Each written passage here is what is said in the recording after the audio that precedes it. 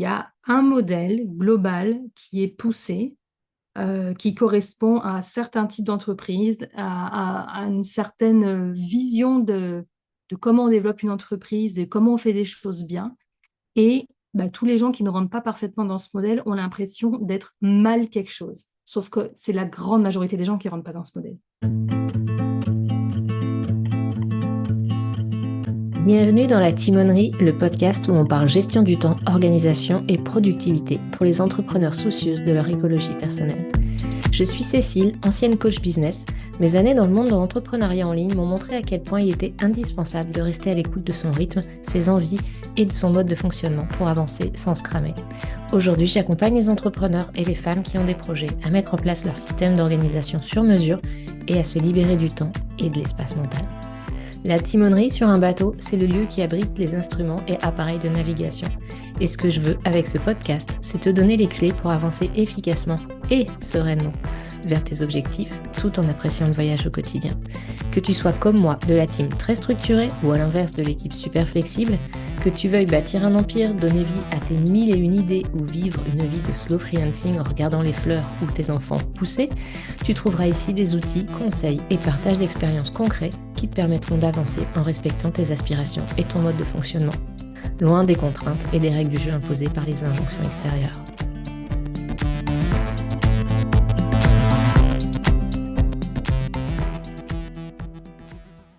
Hello et bienvenue dans cet épisode escale où on va rencontrer Laure Daudier. Laure est la fondatrice de Ma Slow Boîte. Elle accompagne les indépendants à faire la transition vers le slow business, travailler moins mais mieux. Et ensemble, on a parlé de slowpreneuriat justement. Alors, on a évoqué ce qu'était le slowpreneuriat, quelles en étaient les bases. Laure nous a partagé ses conseils et son expérience. On a parlé aussi des injonctions, de respecter son mode de fonctionnement et des modèles un peu toxiques parfois qu'on voit partout. Et en plus, Laure est ma première invitée vraiment flexible sur ce podcast. Alors, si toi aussi, la structure et les to-do list quotidiennes t'étouffent, tu vas particulièrement apprécier. Tu vas sûrement remarquer, cette interview a été enregistrée alors que je sortais d'un gros rhume à tendance Covid, ce qui s'entend un petit peu dans ma voix. Je te laisse découvrir tout ça au cours de cet entretien. Hello Laure. Salut Cécile. Alors aujourd'hui, on va parler slowpreneuriat et je suis ravie de parler de ce sujet avec toi, donc fondatrice de Ma Slow Boîte et un peu la référence sur le sujet du slowpreneuriat. Alors tu as été, je te présente rapidement, tu as été salariée en agence de com jusqu'à ce que tu fasses un burn-out en 2017, si j'ai pris des notes comme il fallait. Tu as alors décidé de te lancer en freelance pour, comme beaucoup, pour avoir plus de liberté et une façon de travailler qui te correspond plus. Et en même temps que cette nouvelle activité, tu as mis au monde un petit humain. Tout à fait. Une pierre deux coups. Voilà, ce qui a pas mal impacté ton temps dispo et tes priorités. Et t'a amené du coup à travailler moins mais mieux. Je reprends ça, j'aime beaucoup cette formule.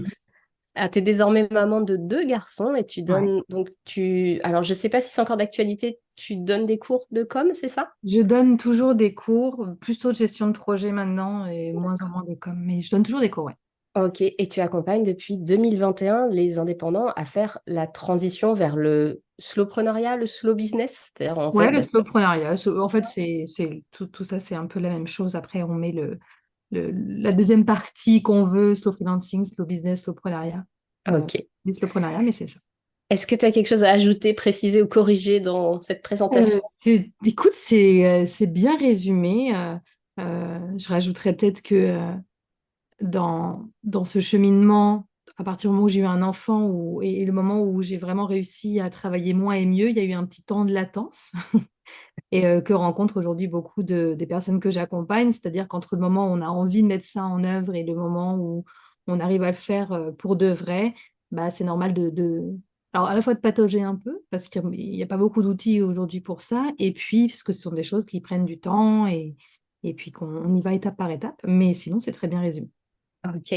Alors avant de commencer l'interview, ce que je fais avec mes invités, c'est que j'aime bien pouvoir présenter d'où on parle en termes de personnalité, de profil, on va dire. Alors sous 2 angles qui sont assez proches en fait.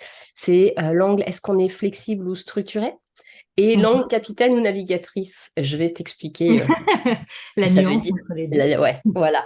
Parce qu'en fait, je trouve que c'est important pour les auditeurs et auditrices de pouvoir, quand on partage des choses, de pouvoir voir si on est du même profil que la personne, parce que Hmm, ça tout colle à pas. fait. Enfin, quelqu'un de très structuré, ce qui est mon cas, les astuces qui marchent pour moi vont pas marcher pour quelqu'un qui est plutôt Hmm, flexible, par exemple.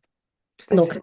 flexible et structuré, est-ce que c'est clair pour toi ou est-ce que j'ai besoin Oui, ça d'expliquer? c'est clair. Je suis très clairement flexible. De- Ok. Ce qui me fait très plaisir. Tu es ma première invitée flexible Ah ouais, et c'est cool. moi, la structure, c'est par, je comprends l'intérêt évidemment et j'en mets, mais j'essaye de mettre vraiment le strict minimum qui va me permettre de me donner un cadre à la fois sécurisant et de me donner une direction, mais à l'intérieur de ça, j'ai besoin de beaucoup, beaucoup de souplesse. Hmm, trop bien. Et capitaine ou navigatrice, en fait, c'est un peu le capitaine en termes d'entrepreneuriat, on va dire. Le côté capitaine, c'est quand tu es plutôt du genre à avoir la vision, l'intention, les idées long terme, le big picture, quoi, mais du mal parfois à passer de l'idée au concret. On est plus dans l'imagination, la créativité, mais on a du mal au concret, alors que la navigatrice, c'est plutôt la partie de soi ou la personne qui va aborder la question du comment on fait exister l'idée, quelles Hmm. sont les étapes pratiques et qui adore les tableurs Excel Et et Asana et tout ça. planification. Je dirais que je suis plutôt de nature capitaine. Pour le moment, je suis aussi navigatrice parce que je suis actuellement seule dans mon business. Mais par contre, c'est très clair pour moi que le but à terme, c'est de mettre les choses en place pour être essentiellement capitaine et Hmm. pouvoir déléguer au maximum l'opérationnel.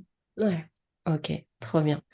Parfait. Donc tu as exactement le profil inverse du mien. Mais Très c'est cool. bien, ça va être intéressant. Mais c'est trop cool, ouais. Et surtout en plus pour les personnes qui écoutent. Est-ce que déjà, juste un petit point par rapport à toi, est-ce que tu as toujours eu le rapport au temps et à l'organisation que tu as actuellement? Est-ce que tu as toujours été flexible ou genre tu es une ancienne structurée reconvertie? Oui, de nature, je suis flexible. Tu vois, si je me base sur ce que je pouvais faire quand j'étais à l'école, par exemple, ou pendant mes études, j'ai toujours fait les choses un peu, alors, à la fois un peu au dernier moment. J'étais pas le genre d'élève, tu vois, à m'avancer trop sur mes devoirs. Je voyais pas l'intérêt. Je suis toujours très stimulée et en même temps, c'est là que je fais le meilleur boulot proche de la deadline. Et puis toujours un peu à m'intéresser à plein de choses, à ne mettre de l'énergie que dans ce que j'estime valoir la peine.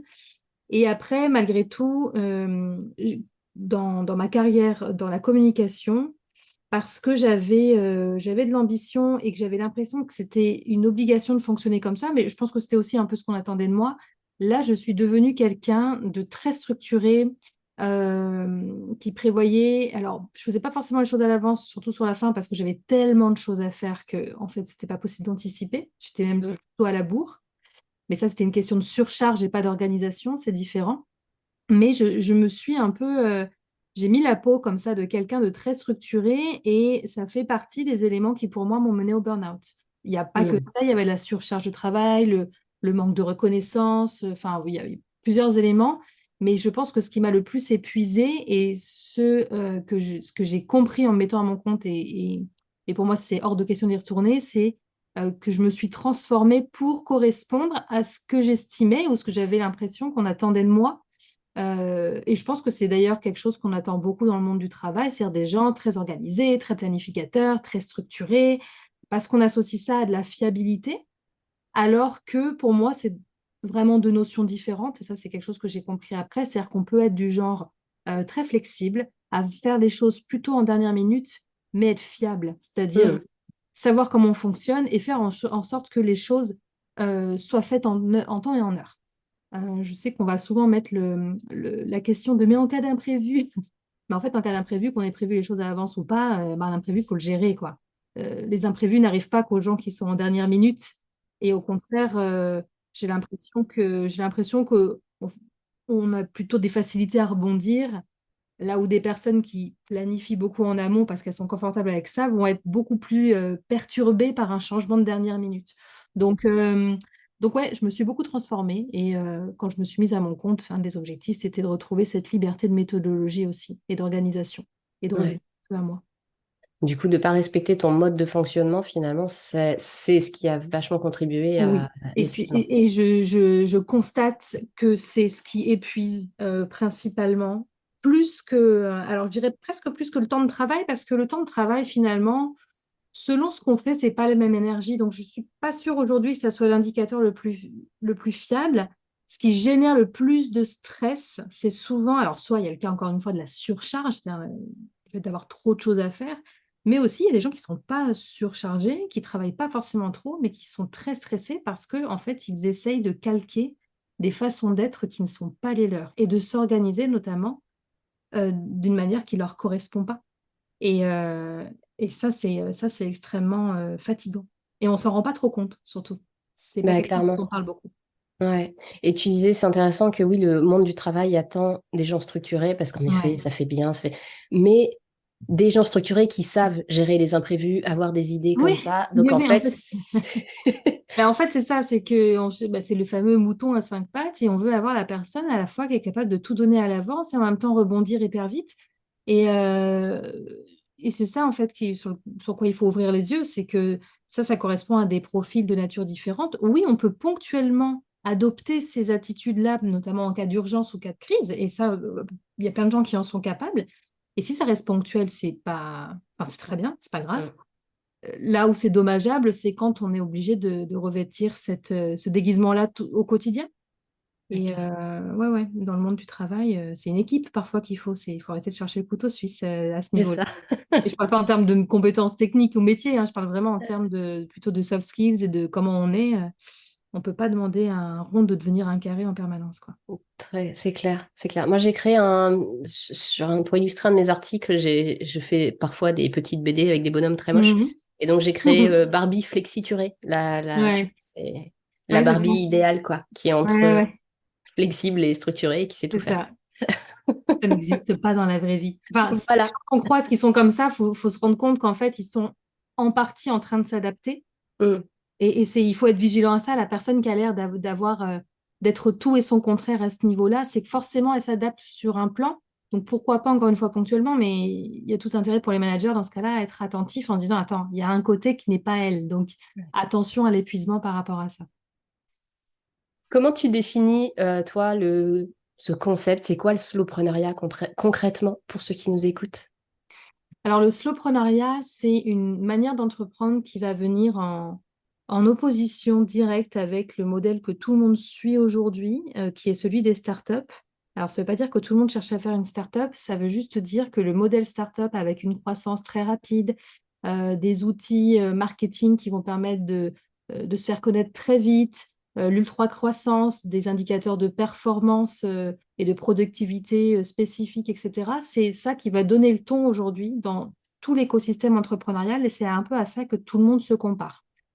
Et le slowpreneuriat, ça va venir de l'autre côté du spectre, euh, ça pourrait s'apparenter en partie à un peu un retour en arrière, mais en fait, c'est plus sur l'entreprise à de avec une vitesse de croissance classique et traditionnelle. Donc, en fait, ce qui existe pour plein d'entreprises. Donc, c'est accepter qu'on ne va pas forcément péter des plafonds au bout d'un an et demi et que c'est normal. Et ce que ça va rajouter par rapport à avant, c'est aussi une conscience que on peut modeler son business en fonction des objectifs de vie qu'on a envie d'avoir. Là où, traditionnellement, et dans le travail en général, on va plutôt chercher à développer sa carrière, à atteindre certains objectifs, et puis voir après l'argent et le temps que ça nous laisse, et l'énergie que ça nous laisse. Dans le slowpreneuriat, dans cette idée de ralentissement, il y a le fait de se poser sur qu'est-ce que j'ai envie de vivre au quotidien. Et souvent, ça va attirer des gens qui ont besoin de se poser un peu. Quel temps on va avoir pour le reste de la vie et du coup, quel business on va construire pour que ça nous permette d'avoir ça. Hmm. Et en acceptant que on va pas toujours se développer moins vite que d'autres. Il y a plein de cas de figure, mais c'est une possibilité. C'est pas pour ça qu'on ne va pas atteindre des objectifs. C'est pas pour ça qu'on peut pas avoir d'ambition, mais on va rechercher un rythme de croissance plus organique, sans prendre ça comme un échec en fait. Et c'est un peu ça qui a pour chez beaucoup d'indépendants et entrepreneurs aujourd'hui. C'est l'impression que si on ne croit pas tous les ans, Si on ne fait que stabiliser son entreprise ou s'il y a des années où on fait un peu moins, c'est un échec, alors qu'en réalité, c'est la vie très normale de plein d'entreprises depuis très longtemps. Et voilà, il y a un petit peu un mélange de ça. Ok, trop bien. Est-ce que, il existe différents types, enfin, je sais que la réponse est oui. Est-ce que, en fait, est-ce que tu vois différents profils de slowpreneurs, des gens qui viennent à toi, qui veulent passer au slowpreneuriat ou qui sont déjà dans le slowpreneuriat? Si on part en termes de problématiques, moi c'est souvent comme ça que je l'aborde, euh, Ouais. parce qu'après il y a aussi plus les, comment dire, les affinités. Moi, j'ai quatre problématiques globales qui viennent. Soit c'est des gens qui travaillent déjà trop, qui peuvent avoir des résultats, mais qui se rendent compte que soit qu'ils sacrifient leur santé physique, mentale ou leur vie personnelle et qui voudraient pouvoir ralentir, mais qui ne savent pas comment le faire sans baisser leur qualité de vie. Alors, il y en a qui acceptent, hein. Il y en a aussi, hein, qui sont d'accord pour gagner moins d'argent. Mhm. Et donc, mais par contre, ils veulent savoir comment faire les choses bien et surtout comment ne pas retourner dans cet excès-là. J'ai des gens c'est des gens qui ont déjà fait un burn-out et qui donc ne travaillent pas trop. Ils travaillent un nombre d'heures raisonnable, mais ils n'arrivent pas à décoller parce qu'ils ont des méthodologies qui demandent beaucoup de temps de travail. Donc, ils ne savent pas comment développer leur business et mener leurs projets clients en gagnant suffisamment d'argent. Donc, il y a vraiment un problème de rentabilité. Euh, je vais avoir des gens qui veulent juste ressentir moins de stress. C'est-à-dire qu'ils peuvent avoir ou pas une activité qui tourne, travailler de manière raisonnable, mais l'entrepreneuriat et toutes les injonctions qu'il y a avec leur génèrent beaucoup de stress et ils veulent résoudre ça. Et puis après, tu as tous les gens qui sont dans des situations particulières qui font qu'ils ne peuvent plus faire comme avant. Mhm. Des jeunes parents, des personnes qui ont des conditions de santé qui font qu'ils ne peuvent plus travailler autant qu'avant, des personnes aidantes aussi. Enfin, tu vois, des personnes qui, dans la réalité de vie, se rendent, alors à la fois ne collent plus avec le salariat parce que le salariat demande aussi une certaine disponibilité. Donc, ils vont vers l'entrepreneuriat en se disant, bah, là, je vais peut-être pouvoir faire les choses un peu plus en fonction de moi. Mais sauf qu'aujourd'hui, toutes les, toutes les structures d'accompagnement qui existent sont un peu sur un seul modèle. C'est un peu quand même pour des personnes qui sont disponibles, qui n'ont pas des enfants à bas âge, qui sont en bonne santé physique et mentale, qui ont du temps à dédier à leur entreprise. Et donc, ils vont venir vers le slowpreneuriat et vers moi pour trouver, avec leurs paramètres, comment développer un business quand même. Mhm. Et est-ce que tu as, question qui m'intéresse, des écolos, tu vois, des gens qui Oui, choisissent? tout à fait. Alors ça, souvent, ça va être... Eux, je vais les retrouver très souvent dans le cas de personnes qui travaillent déjà pas trop, qui ont une vie un peu slow, mais qui ont un business qui vivote. C'est-à-dire Mhm. que c'est très clair pour eux. Alors pas tous, mais la majorité, c'est ça. Et souvent, ce sont des personnes aussi qui ont du mal avec le fait de vendre, qui ont qui ressentent beaucoup de culpabilité par rapport à ça, qui ont une éthique et des valeurs personnelles qui leur donnent l'impression que finalement, vendre ses produits ou ses services, c'est mal. Donc, du coup, sur le temps de travail, ça va. Ils ont quelque chose qui respecte leurs valeurs, mais ils ont beaucoup de blocages quand même. Et là, mon rôle, moi, ça va être de les rassurer là-dessus, sur le fait qu'on peut vendre de manière très éthique et sans forcer les gens et sans culpabilité. Mais oui, oui, Mhm. j'ai quelques personnes, ou j'ai des personnes aussi, tu vois, j'ai une cliente, elle, qui a des ambitions financières avec son activité pro qui sont très basses parce qu'elle a d'autres rentrées d'argent par ailleurs. Et elle fait ça plus pour le kiff. Et en fait, elle en a marre qu'on lui dise qu'elle n'est pas assez ambitieuse, alors qu'elle n'a pas besoin de plus d'argent avec son business. Mais elle ne trouve pas d'endroit où on lui dise pas, ah bon, mais tu pourrais faire plus. Oui, mais j'ai pas envie de faire plus, en fait. Moi, je veux pas trop travailler. Voilà. Oui, c'est ça, c'est mal vu. Ouais, exactement. Et je reviendrai, j'ai d'autres questions sur justement ce qui est mal vu ou pas. Hmm. Mais c'est quoi les grandes bases du soloprenariat? Enfin, j'imagine que je m'étais noté une question un peu exprès pour aller te chercher, mais est-ce que c'est juste une question d'organisation, de tips, de productivité pour en faire plus en moins de temps? Non, non. En plus, moi, tu vois, l'organisation, j'ai un de mes accompagnements qui est un accompagnement long avec toute une partie de formation et l'organisation, ça vient à la fin.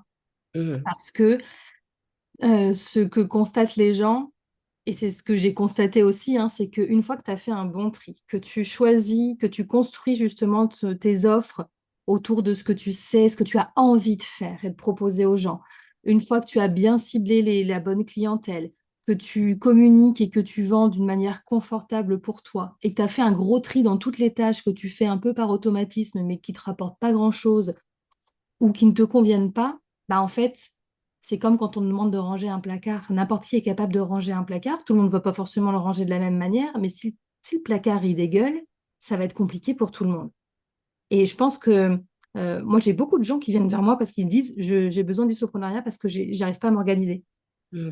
Mais en fait, l'organisation, pour moi, c'est pas le problème de fond. Et une fois que tu as fait un bon tri, bah, en fait, l'organisation, notre cerveau retourne vers ce qui est le plus naturel vers nous. Donc, tout le monde est capable de s'organiser à sa manière. C'est juste par contre, c'est ça, on va pas tous ranger les choses de la même façon et n'importe quelle personne qui vit avec plusieurs personnes dans son foyer a déjà eu ce cas de mais où est-ce que cette personne a pu ranger ça? C'est quoi sa logique? Et des fois, on n'a pas du tout la même logique. C'est pareil pour l'organisation business. Carrément. Ouais, c'est intéressant. C'est exactement ce que je partage aussi avec mes clientes que j'accompagne sur reprendre en main leur temps, en fait. Généralement, oui, mes clients pareil viennent avec je suis pas organisée. Et le problème, c'est pas une question d'organisation que de reposer sur ben, tu veux aller où? C'est quoi tes contraintes et Ouais. tes non Mais négociables? je pense qu'il y a aussi dans cette je suis pas organisée, c'est que c'est une vraie critique, une vraie injonction qui existe. C'est-à-dire que si tu n'es pas organisé de manière structurée, comme on en parlait tout à l'heure, il va y avoir beaucoup de jugements par rapport à ça. Mm. On va dire de toi que tu es éparpillé, que justement que tu n'es pas organisé. Donc en fait, les gens, c'est pas qu'à la base, ça leur convient pas, leur propre façon de s'organiser, c'est que tout le monde leur renvoie que leur façon naturelle de faire n'est pas bonne. Ouais. Et donc, ça finit par s'ancrer. Et des gens qui, à la base, font les choses naturellement et ça marche pour eux, se disent oh, ah, mais mince, oh, je suis pas organisée. Tu vois, et c'est vraiment des espèces d'autoflagellation qui arrivent avant, mais moi, je crois pas aux gens mal organisés. Mm. Alors, si, il y a des gens qui ont des. Je veux dire, j'en parlais à mon frère qui est docteur en psychologie, il fait si, il y a des personnes qui ont des traumatismes crâniens, effectivement, c'est tellement. Bon, tu vois, il y a des cas, mais c'est pas des personnes qui vont être dans l'entrepreneuriat a priori. Mais pour que quelqu'un ne sache pas s'organiser, il faut des problématiques neurologiques particulières quand même. Ouais. Donc, a priori, les personnes qui sont dans l'entrepreneuriat n'ont pas ces problématiques, sinon elles seraient juste pas capables d'entreprendre. Donc, elles savent s'organiser. Ouais, c'est clair. Juste peut-être pas de la façon dont la société l'entend. Exactement. En fait, c'est ça. Il y a un modèle global qui est poussé, qui correspond à certains types d'entreprises, à une certaine vision de comment on développe une entreprise, de comment on fait les choses bien. Et bah, tous les gens qui ne rentrent pas parfaitement dans ce modèle ont l'impression d'être mal quelque chose. Sauf que c'est la grande majorité des gens qui ne rentrent pas dans ce modèle. Mm. C'est clair. C'est clair. D'ailleurs, quand on voit les grandes entrepreneurs, je dis grandes parce que bon, je m'adresse surtout aux femmes et je suis surtout des Mhm. femmes, mais c'est encore peut-être même pire pour les hommes. On a l'impression qu'ils bossent, ils ou elles bossent de ouf. Euh, et que, bah, en effet, ce que tu disais, c'est le modèle de l'hypercroissance, de cette année, je fais 6 chiffres et puis Ouais, l'année prochaine, j'en ferai ouais. 7. Est-ce que, est-ce qu'on peut être slowpreneur et ambitieuse?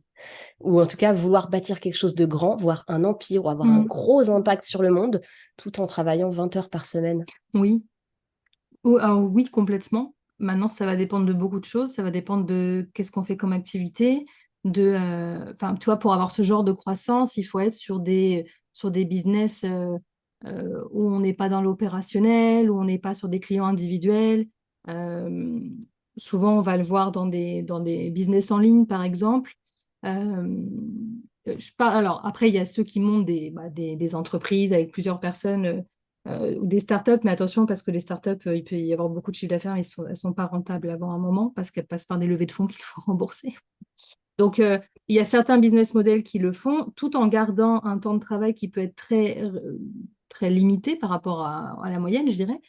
Euh, c'est une possibilité, mais on peut avoir d'autres ambitions, c'est-à-dire avoir un business freelance classique qui va croître un petit peu plus chaque année parce qu'on va augmenter son expertise, augmenter ses tarifs, pas forcément prendre plus de clients, mais en fait être rémunéré plus et avoir et de manière plus lente, au fil des années, atteindre aussi des revenus très confortables.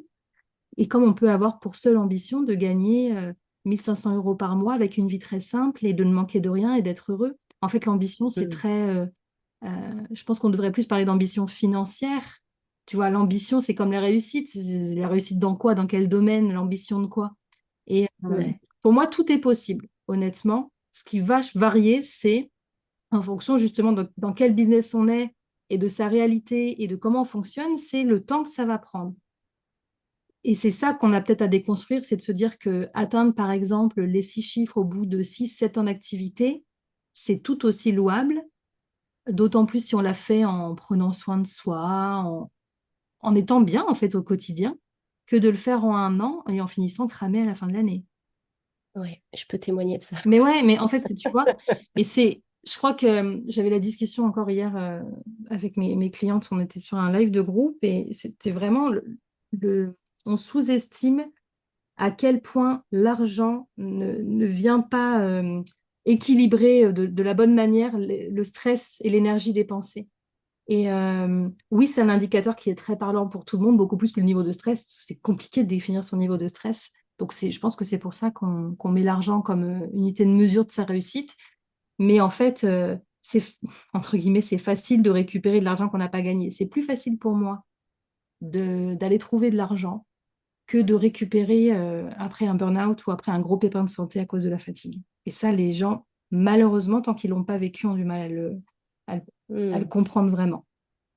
Ouais, ouais. Et moi, je trouve que, enfin, pour moi, c'est hyper intéressant justement d'avoir des gens comme toi qui viennent témoigner et qui parlent et qui communiquent là-dessus parce que moi, je suis entrepreneur depuis plus de 8 ans Mm. et c'est clair que pendant un moment, enfin, pendant un bon moment, jusqu'à il y a 2, 3 ans, le modèle qu'on nous sert partout, c'est la croissance. Ouais. Et je suis tombée dans ce truc-là de ben, l'année prochaine, je fais x2 alors que j'en avais pas Mm. besoin. Mais oui, Juste parce que c'est ça le succès, mais oui. c'est faire x2. Faire x2 en arrivant à bosser 60 heures par Mm. semaine, ouais, j'ai fait x2, ouais, les 6 chiffres, ils Mm. étaient là, quoi. Ouais. Mais en vrai, j'étais pas mieux. Mais tu sais que j'en rencontre vraiment régulièrement des gens comme ça qui me disent, ben voilà, moi j'ai eu une croissance. Et des fois, sans l'avoir trop cherché. Là, j'ai revu une freelance que j'avais déjà vue il y a quelques années, là avant les vacances, qui me disait, mais les community managers, elle dit, mais j'ai eu une croissance très rapide sans le chercher, mais parce que les clients la recommandaient beaucoup et voilà, donc elle s'est mise en SARL, elle a recruté une alternante, elle a fait, mais en fait, je suis beaucoup moins heureuse et beaucoup moins épanouie et beaucoup plus fatiguée maintenant que quand je gagnais 2 fois moins et que je travaillait toute Mm. seule. Et donc, elle est en train de faire un retour en arrière parce qu'en fait, Ouais. elle dit, ça vaut pas le coup, j'ai pas besoin de gagner autant. Il y a ça. En fait, c'est ça, mais tu l'as dit, déjà, on a le droit de vouloir doubler ses revenus, mais pour quel objectif de vie? Ou ça peut être un objectif business, parce que ça peut être aussi pour développer des choses et avoir besoin de... Mais ne serait-ce que cette question-là, se demander, mais cet argent que je veux gagner en plus, je vais en faire quoi? Déjà, parce que c'est plus stimulant, je trouve, de savoir pourquoi on le fait. Mm. Et surtout que si on n'arrive pas à trouver la réponse spécifique à sa question, si on est juste sur ah bah j'aurai un meilleur niveau de vie, non, non, mais c'est quoi ton projet vraiment? Bah, ça veut dire qu'on le fait surtout par mimétisme, par impression que c'est ça qu'il faut pour être un bon entrepreneur. Et ça, c'est un red flag, ça, quand on arrive à pas dire bah, en fait cet argent en plus je vais en faire ça. Si on est sur bah je verrai bien, mais au moins j'aurai atteint ça. Pour moi, on est certainement plus sur de l'ego. On a le droit d'avoir de l'ego, mais c'est aussi là qu'on va souvent prendre les mauvaises décisions pour Ouais, soi. ouais, c'est clair. Bah, c'est ça, c'est que c'est un entrepreneur à succès. Ce qui nous est présenté à chaque fois, c'est des chiffres financiers. Oui. Mais en fait, ce qui est important, c'est de définir avant sa version à soi personnelle du succès, Mhm. quoi. Et aussi d'avoir, je trouve qu'on ne nous le dit pas assez quand on voit ces entrepreneurs qui parlent de comment elles font, enfin, etc. On parlait tout à l'heure de est-ce qu'on est, enfin, quel mode de fonctionnement on a. Il y a aussi des modes de fonctionnement de est-ce qu'on est fait pour être chef d'entreprise Mhm. ou il y a des gens qui sont faits pour être freelance. Oui, Moi, je sais qu'en fait, j'ai eu une assistante, puis après, je me suis associée avec ma coach. Il y avait une équipe avec nous, ouais, etc. Et en vrai, la vie qui me fait rêver, c'est la version ouais, freelance, seule, tranquille, où je gère mon temps. Et forcément, en plus, j'ai besoin de générer moins de revenus puisqu'il n'y a pas d'autres personnes à ouais, payer. Enfin, et ça, complètement. ok, tu vois, mais c'est une sorte de. En effet, ça a été long pour moi de me dire, enfin long, ça a mis quelques mois quand même d'accepter que c'était pas un échec et un retour en Oui, arrière. ouais, ouais, Enfin, complètement. c'était un retour en arrière, Non, mais pas un mais échec. en plus, je trouve que dès qu'on touche à à la gestion des humains, c'est vraiment important de se poser cette question.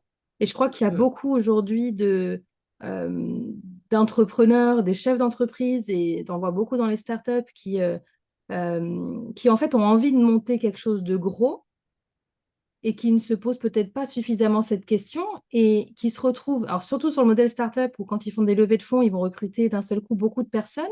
Et donc, il y a des personnes qui n'ont jamais managé de leur vie, ou peut-être qu'une ou deux personnes qui se retrouvent avec 20 personnes à manager d'un coup.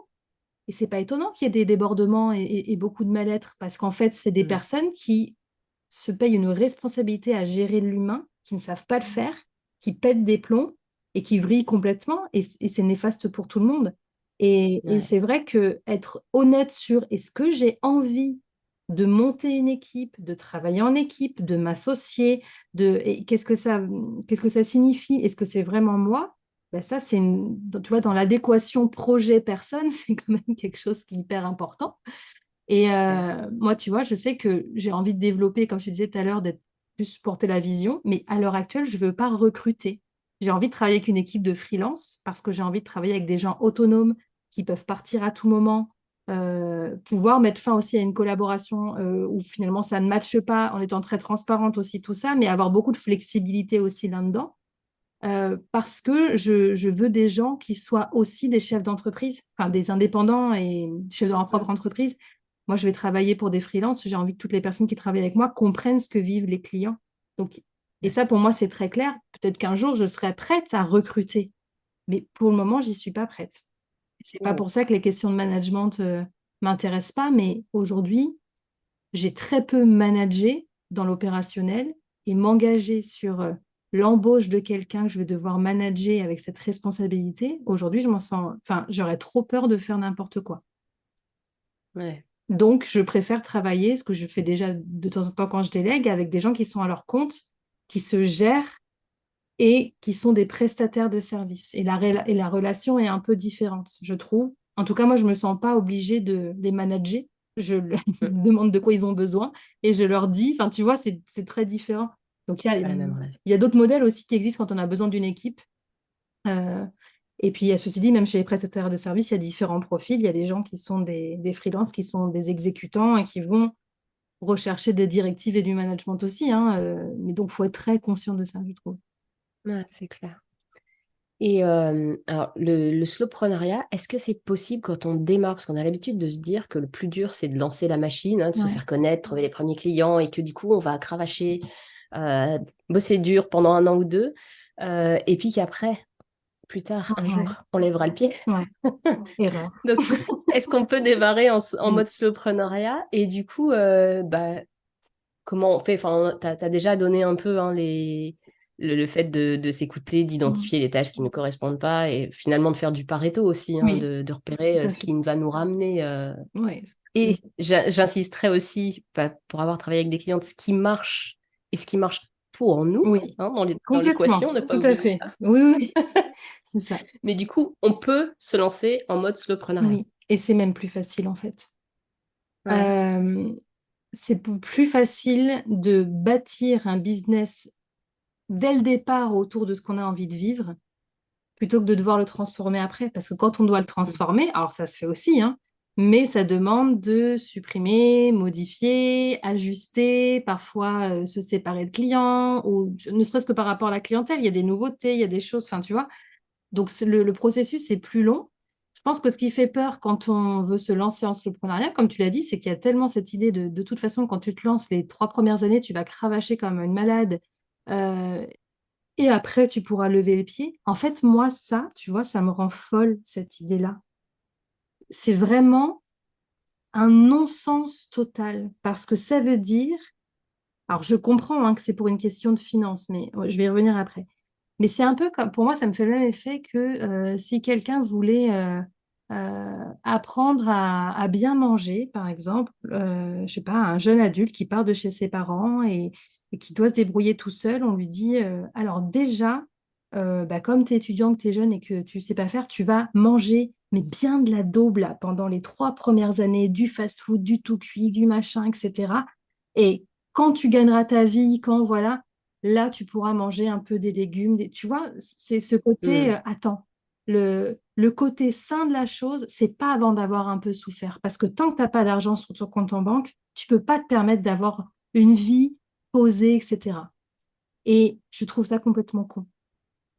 D'autant plus que ce qui fait qu'aujourd'hui, alors dans les choses qui font que ça peut être long de se lancer, je pense qu'il y a beaucoup le fait qu'il y a plein de jeunes indépendants. Quand je dis jeunes, c'est pas forcément une question d'âge, hein, mais de nouveaux indépendants bah, qui vont tout de suite être amenés vers des méthodologies de travail qui leur conviennent pas. On leur pose pas la question de leur mode de fonctionnement. On leur dit, bah, si tu veux te développer, il faut être sur les réseaux sociaux, puis il faut faire ci, puis il faut faire ça.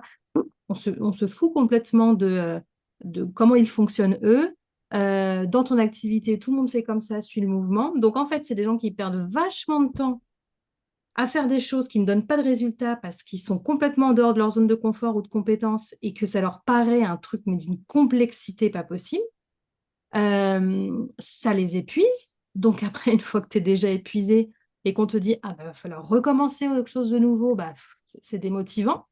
Et, euh, et ouais, il y a cette espèce de, tu vois, de normalisation de bon, bah, de toute façon, comment ça se passe dans ton métier, réinvente pas la roue, fais comme les autres. Et en fait, les gens perdent vachement de temps là-dessus. Ça, c'est une première chose. Et la deuxième chose, c'est que la notion de rentabilité, finalement, n'est pour moi pas intégrée dès le départ. On cherche le chiffre d'affaires.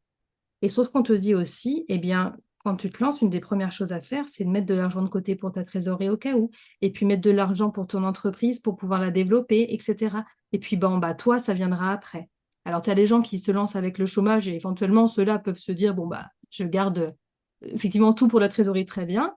Et puis, tu as des gens qui ont peu de chômage ou pas du tout. Mais ces gens-là le font quand même. Donc, ils se payent tout petit parce que d'un seul coup, quand tu lances ton business, tu n'es plus prioritaire. Ce qui compte, Mm. c'est ton business, ta trésorerie au cas où, pour le jour où tu n'auras pas assez d'argent. Donc, tu sais, alors, tu fais tes courses, mais tu stockes tout pour si un jour tu as faim. Tu Ouais. t'affames, mais pour ceux tu vois, ça fait partie Ouais. des non-sens. Donc, en fait, ces deux choses-là, à la fois le fait qu'on n'apprenne pas aux gens qui se lancent à se poser les bonnes questions sur non, mais toi, tu as envie de faire les choses comment, tu sais faire les choses comment tu pourrais te démarquer en restant juste toi-même. Et non, mais en fait, les choses dont tu as besoin dans un premier temps, c'est de te payer pour le travail que tu fournis. Et c'est ce qui reste, en fait, que tu. Enfin, tu n'es pas obligé de prendre ce qui reste, mais répartis les choses de manière à te rémunérer à ta juste valeur. Et sauf que c'est tellement ancré que les premières années, on ne se paye pas, que les gens se disent, ah bah, je vais quand même pas me payer déjà. Bah si, en fait. Et puis surtout, rechercher la rentabilité au maximum dès le départ. Ouais, puis la sérénité financière, c'est hyper Mais, important pour mais bien sûr. faire des choix. Mais en fait, c'est ça. Donc, tu vois, c'est pour ça que je trouve que c'est beaucoup de non-sens. C'est genre, il faut déjà que tu aies de l'argent dans ton compte en banque pour pouvoir te permettre de lever le pied. Mais oui, mais du coup, tout ce qu'on fait faire aux gens fait qu'ils mettent vachement de temps à avoir de l'argent dans leur compte en banque. Parce qu'en fait, Mm. ils sont ils vont à contre-courant par rapport à ce qu'ils savent faire. On leur demande de se différencier, mais en même temps de faire tout comme les autres.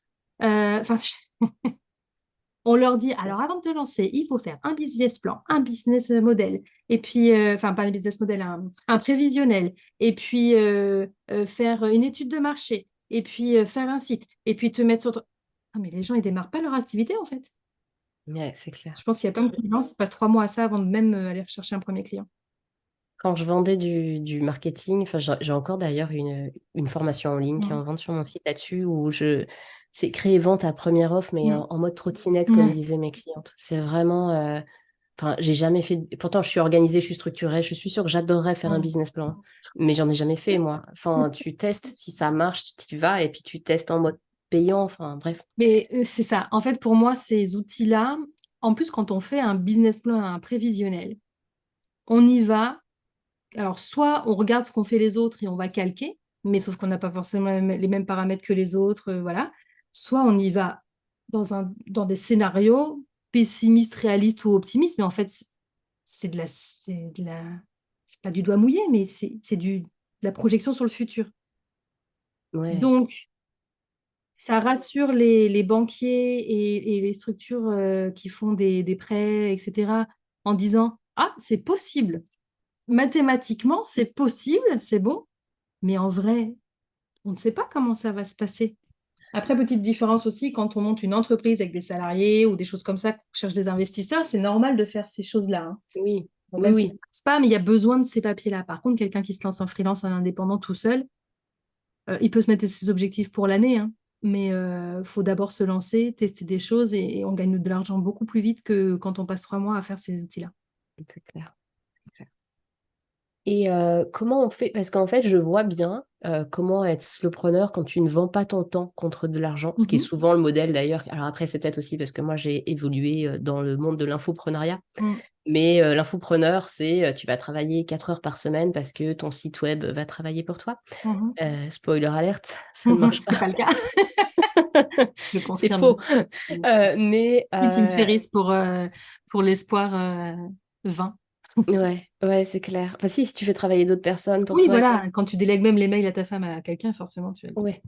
Mm. Mais est-ce que tu peux, comment on fait, enfin, est-ce que c'est possible d'être solopreneur en restant sur un modèle de freelance et de quand même gagner confortablement sa vie? Parce Mm. que, bien sûr, je me dis, c'est possible de bosser 20 heures par semaine et du coup, tu as 10 heures pour des clients, mais enfin, comment tu fais en fait? C'est quoi le... En fait, enfin, moi, la majorité des gens que j'accompagne sont des prestataires de services Ok. ou des thérapeutes, ou, tu vois, donc euh, non seulement c'est possible, mais en plus, c'est ce qu'il y a le plus parce que là, tu vois, l'infoprenariat, ça reste, on a l'impression d'en voir beaucoup parce que c'est beaucoup ce type de profil qui va communiquer, mais la plupart des gens ne sont pas infopreneurs. Pour moi, il y a qu'on soit thérapeute ou coach, enfin, tu vois, qu'on ait des rendez-vous comme ça individuels, qu'on soit prestataire de service, qu'on soit commerçant, artisan, chef d'entreprise, on a tous moyen de faire en sorte que notre travail soit plus confortable, plus serein, plus rentable. Ça ne va pas prendre les mêmes modèles parce qu'évidemment, on regarde un commerçant qui a des heures d'ouverture et qui va devoir être présent. Bah, il est présent pendant ces heures-là, mais dans ce cas-là, lui, ça va peut-être pas jouer sur le temps de travail, ça va plus jouer sur qu'est-ce que je peux mettre en place dans ma boutique pour que ce temps que je passe à la boutique soit le plus confortable et le moins fatigant pour moi. C'est pour ça que je dis, il n'y a pas que la question de temps de travail, il y a aussi l'énergie que ça nous prend. Il y a Ouais. des gens qui bossent 20 heures par semaine, mais qui ressortent épuisés parce qu'ils font que des choses qui les sortent de leur zone de confort, tu vois. Mhm. Et des prestataires de services, moi, dans ce que j'ai, ça va être soit des gens qui vont continuer à se former ou à se spécialiser souvent sur quelque chose pour aller chercher des clients plus pointus qui vont payer plus cher ou qui vont avoir des offres où ils vont pouvoir fidéliser. Donc, en fait, ils gagnent vachement de temps sur la partie commerciale parce qu'ils revendent des choses les unes après les autres. Il va y avoir aussi pas mal de freelances qui vont diversifier leurs sources de revenus. C'est-à-dire, oui, ils vont avoir la prestation de service, mais ils vont peut-être avoir aussi une petite offre de mentoring ou vendre un petit produit en ligne en plus, ou il y en a qui investissent aussi, qui font des investissements dans d'autres choses. Enfin, c'est plus là-dessus qu'il y a, c'est finalement, euh, alors ça dépend des personnes, hein, il faut aussi être capable de gérer plusieurs choses, mais une recherche de comment je peux augmenter mes rentrées d'argent sans forcément augmenter mon temps de travail. Il y a plein de choses qui existent. Et puis ça, après, ça dépend. C'est très individuel en fonction de ce qu'on sait faire, de ce qu'on a envie de faire. Mais ça se fait. En fait, je pense que les gens sous-estiment beaucoup la quantité de choses qu'ils font qui ne leur rapportent rien ou qu'ils font d'une certaine manière, euh, je dirais, par mimétisme par rapport aux autres, mais sans se rendre compte que s'ils le faisaient à leur manière, ils gagneraient beaucoup de temps et d'énergie. Clairement. Et donc ça, dans tous les métiers, c'est possible. Ouais. Moi, j'ai décidé d'arrêter les réseaux sociaux parce que ça me bouffait énormément d'énergie, que c'est vraiment Ouais, pas mon truc. ouais. Et ben, je m'en porte pas plus mal, je m'en porte même beaucoup mieux. Mon Bah oui, entreprise ne s'en porte pas plus mal. Mais c'est clair que ça a été un challenge. Alors, je suis la première à dire, il y a plein de façons de faire de la visibilité. Ce qui est important, c'est de savoir qu'il faut faire de la ouais. visibilité, mais ça pourrait être du bouche à oreille. Et malgré tout, en effet, il y a cette culpabilité ou ces modèles autour là qui font que, oh mon Dieu, ai-je vraiment le droit de quitter Instagram? Ouh là là. Ouais, mais parce qu'en fait, c'est normal parce qu'il y a tellement tout le monde qui te dit, mais non, mais tu peux pas faire autrement. Mais si les Mm. gars, hein, alors non seulement vous pouvez faire autrement, mais il y en a plein qui font autrement. Ouais. Et euh, en fait, tu vois, c'est vraiment une question de paramètres. C'est-à-dire se demander, bon, c'est quoi mes paramètres? Qu'est-ce que je vis? J'ai quelle situation familiale? J'ai quel niveau d'énergie? Parce que c'est pareil, on n'a pas tous le même niveau d'énergie. C'est quoi la place que prend le travail dans ma vie? C'est quoi mes objectifs de vie? J'ai envie de vivre quoi au quotidien? Et puis après, c'est plus la partie technique. J'ai quoi comme compétences? C'est quoi mes talents? Qu'est-ce qui est confortable, qu'est-ce que j'ai envie de faire, parce que des fois on a des talents, mais on n'a pas envie de les faire professionnellement. Euh, Tu vois, c'est vraiment poser un peu la liste de ces paramètres, et une fois qu'on a ça, c'est pour ça que c'est plus facile au démarrage, de se dire, OK, là j'ai mes paramètres. Du coup, c'est comment je construis mon business ou comment je le modifie pour qu'il corresponde à ces paramètres-là. Évidemment, quand on a déjà lancé son business, on ne fait pas tout d'un coup. C'est-à-dire qu'on modifie au fur et à mesure bah, étape par étape, quoi. On ne cherche pas à gravir la montagne en un seul pas. Écoute, merci beaucoup pour toutes ces infos et ces partages. Je trouve que c'est hyper riche et ça fait du bien à entendre. On va arriver aux questions de la fin, aux questions traditionnelles que je pose à tous mes invités. La première, vu qu'on ne l'a pas abordée encore, Mhm. c'est est-ce qu'il t'arrive de procrastiner et comment tu gères ça Ah oui, bah oui, bien plein de fois. tout le temps, comme tout le monde? Ouais, comme tout le monde. Alors moi, la procrastination, j'en fais vraiment pas grand cas. Pour moi, c'est un super indicateur en fait. Je trouve que la procrastination, c'est un des meilleurs indicateurs qu'on a, soit qu'on a besoin de se ressourcer, soit qu'on la tâche en question n'est pas adaptée à nous. Je crois que pour moi, c'est quand il m'arrive de procrastiner, je me pose toujours la question, pourquoi je procrastine? Alors déjà, je me flagelle pas. Je suis pas là, oh non, j'ai pas fini. Alors déjà, j'ai pas de to-do list. Donc déjà, pas avoir de to-do list, j'avoue que du coup, j'ai moins l'impression de procrastiner, mais j'ai quand même en tête sur la semaine ce que je veux faire. Donc quand je procrastine, je me pose toujours la question, est-ce que c'est une question de aujourd'hui, je suis pas dans l'énergie pour ça? Est-ce que c'est une question de cette tâche-là, la manière dont je voulais la faire, finalement, c'est pas la bonne manière pour moi, ou tout simplement, mais en fait, est-ce que j'ai vraiment besoin de ce truc-là? Est-ce que je le fais pas un peu par principe? Et pour moi, c'est un moment où, tiens, il faut que je me pose la question. Quand c'est juste une question de, non, mais en fait, aujourd'hui, je suis fatiguée ou je suis pas dans l'humeur et que c'est quelque chose que je peux décaler, eh ben, je le décale et je le fais plus tard. Et puis, basta. Je me prends pas plus la tête que ça.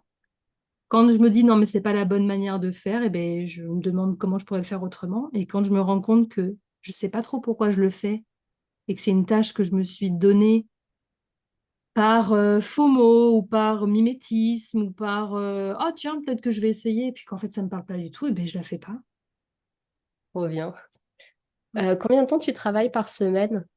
Là, je suis entre, selon les semaines, selon si j'ai des cours ou pas, je suis entre 20 et 25 heures par semaine. 25 heures, c'est les semaines où j'ai des cours, parce que déjà, les 2 jours de cours me prennent 14 heures de ma semaine. Et sinon, je suis plus autour de 20 heures par semaine. Et est-ce qu'il y a un truc, enfin, j'imagine qu'il y en a plein du coup, mais un truc que tu faisais dans ton activité pro ou perso parce qu'il fallait, entre guillemets, ou par habitude, et que Ouais. tu as bien fait d'arrêter? Les to-do list. Je suis pas un J'adore. petit to-do list pour tout le monde, hein. Je sais qu'il y a des gens qui adorent ça. Moi, je l'ai fait beaucoup bah, au départ parce que, je sais pas, ça m'a semblé une manière simple de faire, de voir ce qu'on avait à faire. Pendant longtemps, quand j'étais salariée, c'était une question de survie parce qu'en fait, j'avais le cerveau tellement cramé que si je ne notais pas tout, j'oubliais. Donc Hmm. ça, c'était le cas de la surcharge. Mais j'ai continué à en avoir une bah, quand je me suis mise à mon compte. Et jusqu'au moment où je me suis rendu compte que ça me stressait ce temps passé sur alors, qu'est-ce que j'ai à faire cette semaine? Et je sais qu'il y a des gens qui sont vachement qui trouvent ça hyper agréable de cocher les cases, de voir l'avancement, J'adore. etc. Voilà. Alors ça ne m'apporte rien de particulier. Et de dresser cette liste, moi, ça me donne la sensation d'étouffer. C'est comme dans mon agenda, je note vraiment que mes rendez-vous, je note pas du Mm. tout, je fais pas de time blocking ou trucs comme ça. Et ouais, tu vois, d'accepter que mon cerveau ne fonctionnait pas comme ça. Et le fait d'avoir fait un gros tri aussi, hein. C'est beaucoup plus facile quand on a peu de tâches différentes aussi à faire. Moi, ça m'a enlevé une épine du pied de ne pas m'obliger à m'organiser comme quelqu'un de structuré, en fait. Ouais, très bien.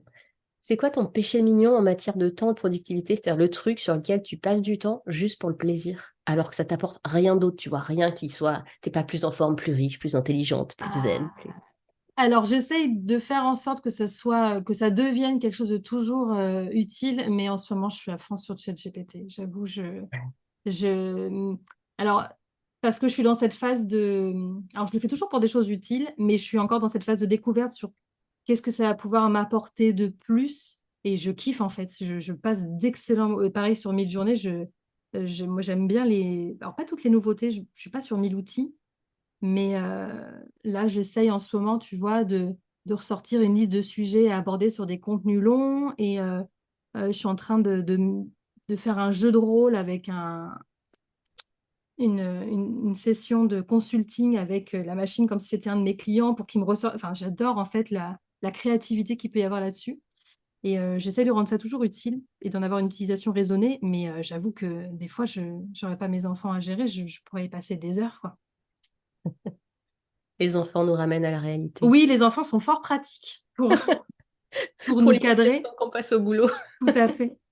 Pour nous fatiguer aussi, ils sont plutôt efficaces. Ouais, ils sont Moi, forts. heureusement que j'ai le slowpreneuriat côté boulot, sinon je ne sais pas comment je survivrais. Mais non, non, en l'occurrence, pour m'arrêter sur mes journées, c'est vrai que une fois que je suis lancée, je ne fais pas gaffe à l'heure. Enfin, Hmm. je suis lancée, je suis bien. Ouais, Donc, ouais, les enfants sont très pratiques pour ça. c'est clair.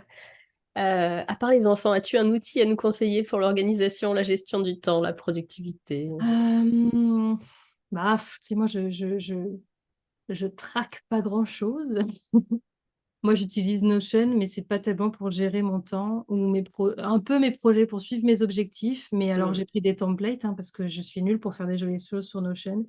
Ça me sert aussi à stocker toutes mes idées, à écrire mes contenus. Moi, c'est vraiment mon outil, l'outil que j'apprécie. Et peut-être qu'un jour, je paierai quelqu'un pour me faire un espace un peu plus structuré. Alors, c'est pas j'ai quand même des fois besoin de structure, même si je ne le suis pas. Et je pense que c'est ça aussi où il faut avoir conscience, c'est que malgré tout, les gens désorganisés aiment bien les choses bien organisées, mais pas les faire.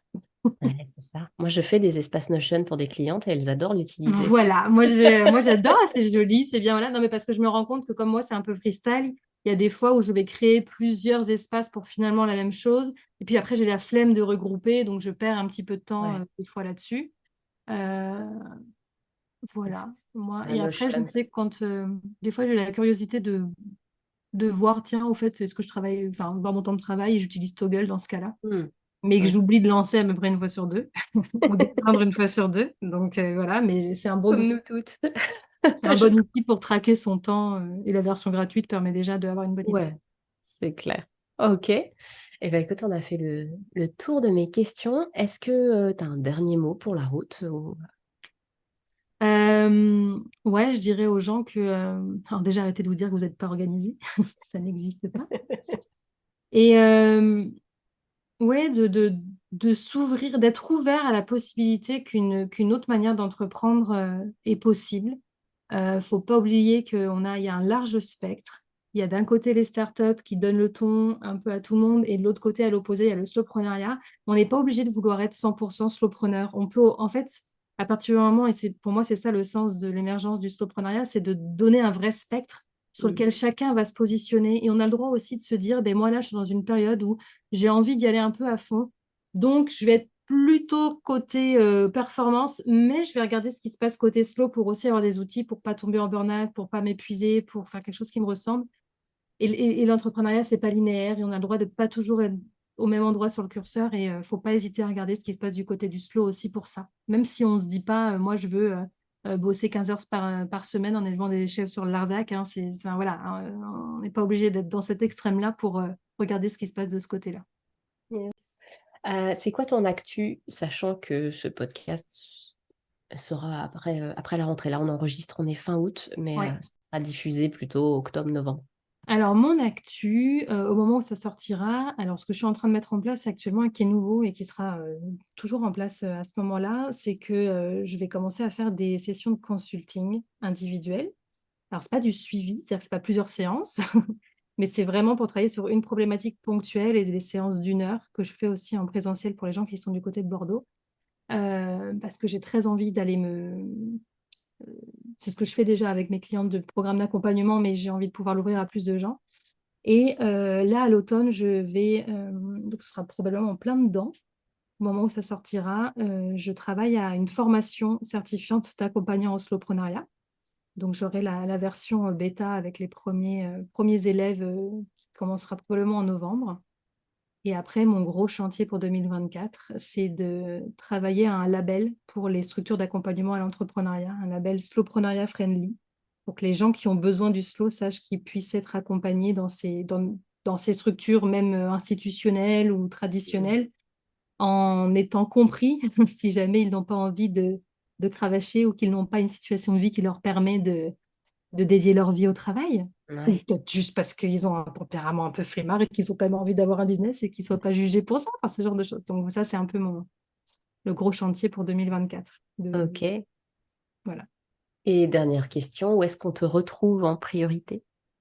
Là où je suis la plus active, ça va être Instagram, surtout en story, sur LinkedIn aussi, où là, je vais plus faire des contenus justement pour ces nouveaux projets-là. Et après, j'ai mon site, maslowboîte.com, www.maslowboîte.com, sur lequel on retrouve tout ce que je fais. Il y a un blog que je vais essayer d'un peu plus développer aussi. Et puis voilà, c'est un peu le site qui centralise tous les contenus que je crée, toutes les choses que je peux proposer, etc. Ok. Je mettrai les liens en dessous, Ok. autour, voilà, partout où il faut.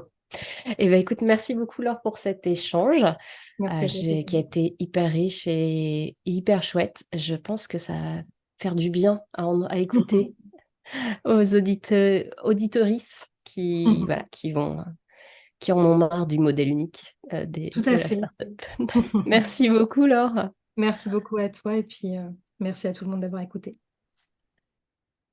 J'espère que l'épisode t'a plu. Si je devais résumer l'essentiel à retenir, je dirais que, alors déjà, on peut être flexible, être quelqu'un de fiable qui avance très bien sur ses projets, même sans to-do list, et qui tient ses deadlines, même si ça ne correspond pas au modèle social de la personne organisée, entre guillemets. L'important, c'est de respecter son mode de fonctionnement sur le long terme, de ne pas faire de la suradaptation pour ne pas s'épuiser. Et puis, côté soloprenariat, sur le spectre des modèles d'entreprise, le soloprenariat est à l'opposé du modèle des startups, avec la croissance rapide, même de l'ultra-croissance et de l'hyper-productivité. C'est un modèle plus proche des entreprises traditionnelles où on accepte qu'il faut du temps pour croître, mais avec en plus la conscience qu'on peut modeler son business en fonction de ses objectifs de vie et non pas se contenter du temps qui reste une fois qu'on a fini de bosser. On peut choisir où on met le curseur et le bouger selon les moments entre ces deux modèles. C'est vraiment un spectre. Le cœur du slowpreneuriat, pour Laure, c'est pas l'organisation qui permettrait, genre magiquement, d'en faire plus en moins de temps. S'organiser, ça vient après avoir construit ses offres autour de ce qu'on sait et on a envie de faire, après avoir bien ciblé sa clientèle, après avoir choisi une manière de communiquer qui est confortable pour soi, et après avoir fait le tri dans les tâches qu'on fait et qui sont pas forcément très utiles pour en garder que le minimum. L'essentiel du slowpreneuriat, c'est pas tant le temps de travail, même si c'est important de ne pas travailler pendant des heures et des heures, mais c'est surtout l'énergie que ça nous prend pendant ce temps où on bosse. On a parlé aussi des injonctions et notamment du fait que croître en permanence serait ce qu'il faut faire. Donc, retiens que ne pas croître en permanence, ce n'est pas un échec. Ne pas développer une entreprise qui grossit et s'appuie sur une équipe, ce n'est pas un échec non plus et c'est complètement OK. Il vaut mieux prendre le temps de se demander si on veut vraiment être CEO et manager une équipe que de foncer tête baissée dans un modèle qui ne convient pas. On peut également être slowpreneur et ambitieuse financièrement, mais l'ambition comme le succès peut prendre différentes formes et l'argent c'est plus facile à récupérer que sa santé ou son bonheur. On peut être slowpreneur dès le départ, c'est même plus facile de le faire dès qu'on se lance que de transformer un business déjà bâti. Donc, pas la peine de suivre les injonctions qui entraînent à bosser à fond sur un modèle qui ne nous correspond pas, sans se payer, en espérant pouvoir lever le pied au bout de 2-3 ans, parce que la sérénité financière et la sérénité tout court, c'est indispensable pour tenir de toute façon et être heureux ou heureuse. Et enfin, on peut être slowpreneur et vendre son temps. Encore une fois, c'est pas qu'une question de temps, c'est aussi une question d'énergie dépensée pendant ce temps.